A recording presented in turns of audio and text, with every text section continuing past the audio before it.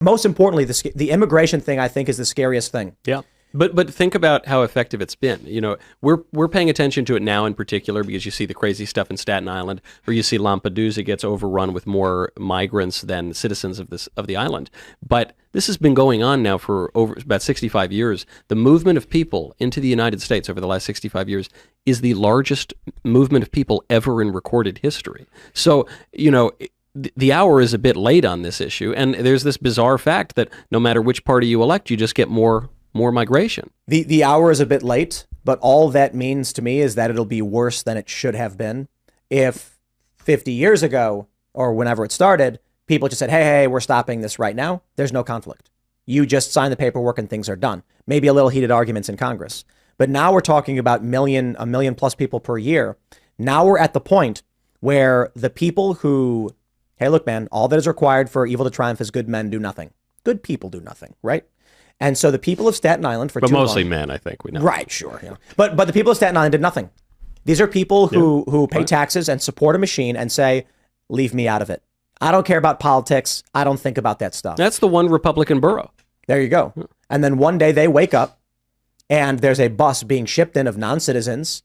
And they're saying, hey, your tax dollars, everyone's got to pitch in for these guys. And they're like, wait, these 20-year-old men from El Salvador and, sorry, not El Salvador. El Salvador's doing really well and everyone's moving back. But from Guatemala and Honduras, no, seriously though, but from Honduras and Guatemala who are fleeing here, then when they come out and they say, hey, get this bus out of here, the cop looks them straight in the eyes with a Joker grin and says, I will crack you over the skull if you stop what we are doing to your home.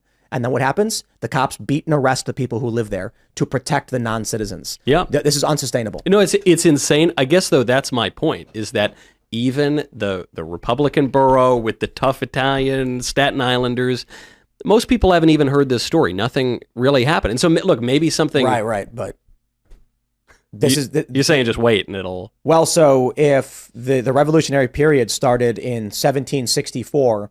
and it took 11 years to get to the point where people were opening fire on regulars, you know, we could be 8 years away. Or if the Strauss-House generational theory is correct, then we're looking at maybe in 4 years, we're in deep trenches of serious conflict in our urban centers. In the United States? Yeah. What about the world? Do you think, I can't imagine that something would happen in the United States and not the rest of the world. I agree. It would be a global firestorm if something like that were to go down. If the U.S. destabilizes in this way, China immediately takes Taiwan. And try and take the Western United States. It would be like land grab central. Like if the Civil War or the Revolutionary War was a French opportunity to take control of the Atlantic Ocean by demolishing the British. And they did that. So when you make a good point too, Ian, which is you've already got this difficult situation we're in where the West, led by America, is decaying and China is largely on the rise. So you're seeing what people are calling the inevitability of a bipolar world already, so cracking U.S. hegemony for the first time since the Cold War is over, and frankly even a little earlier than that.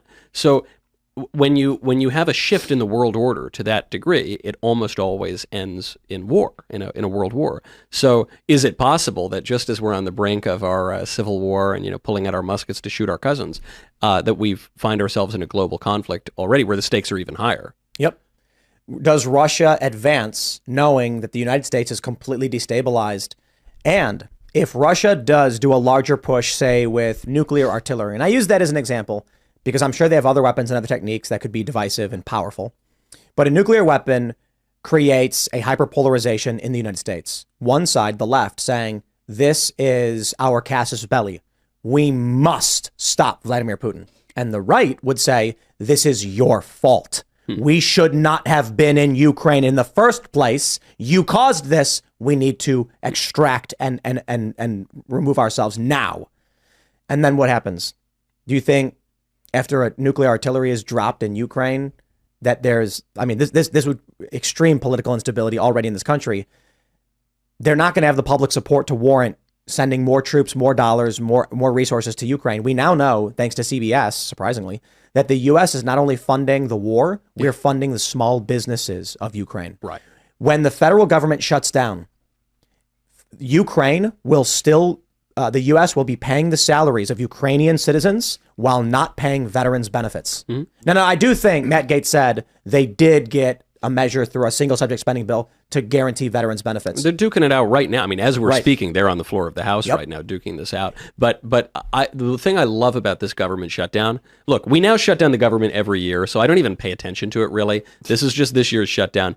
And the thing I love about it is that it's going to show you who really runs your government. Because just as you say, we're going to shut down all non-essential services, but those paychecks to the shop owner in Ukraine, they're going to keep going.